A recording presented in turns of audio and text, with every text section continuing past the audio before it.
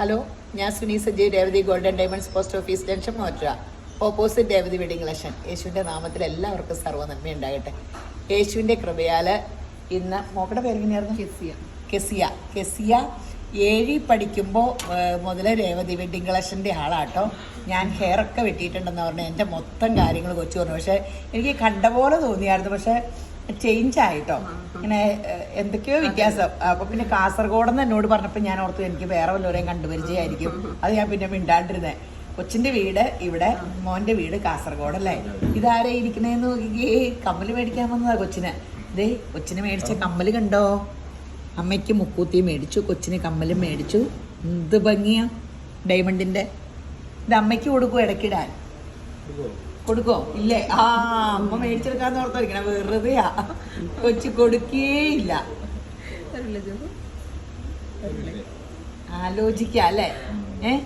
ആലോചിക്കണുണ്ടോ? കൊടുക്കണ്ടോ? ഇല്ല, വെറുതെ ആലോചിക്കണ്ട. ഇതാരെ കമ്മല് മേടിച്ചെന്നേ? അപ്പയാണോ?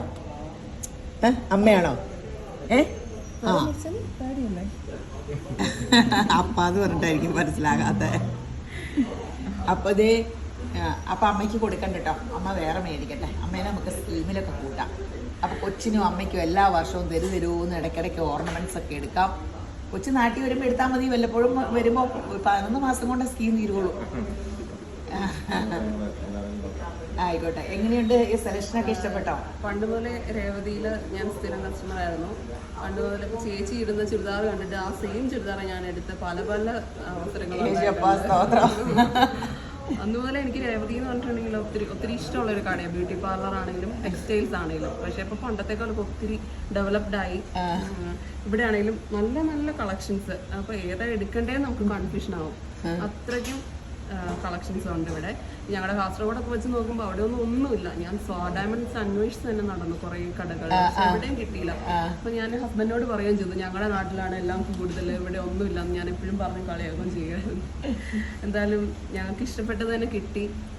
എന്തായാലും താങ്ക് യു സോ മച്ച്. ഞങ്ങൾ ഇടയ്ക്ക് വരുമ്പോൾ അവിടെ ഉറപ്പായിട്ട് ഇവിടെ വിസിറ്റ് ചെയ്യും. എനിക്ക് ഒത്തിരി സന്തോഷം. ഈ പിള്ളേർ പണ്ട് വരുമ്പേ എനിക്ക് പെൺപിള്ളേരിലാ കാരണം ഭയങ്കര എൻജോയ് ചെയ്ത് ഇതുവരെയൊക്കെ കാണുന്നത്.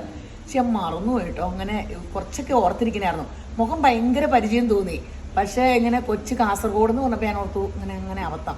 അപ്പോൾ ഇതൊക്കെ ഇങ്ങനെ കേൾക്കുമ്പോൾ ഭയങ്കര സന്തോഷമാണ്. നമ്മുടെ പണ്ട് നടന്നതും എല്ലാം ഓരോരുത്തർ വരുമ്പോൾ പറയും. അവർ പണ്ട് ഭയങ്കര ഇങ്ങനെ അധികം ഇത്രയും തിരക്കൊന്നുമില്ല. അപ്പോൾ ഭയങ്കര ഇങ്ങനെ നമുക്ക് ഓരോരുത്തരെ ശ്രദ്ധിക്കാനും ഒത്തിരി സമയം കിട്ടുമേ.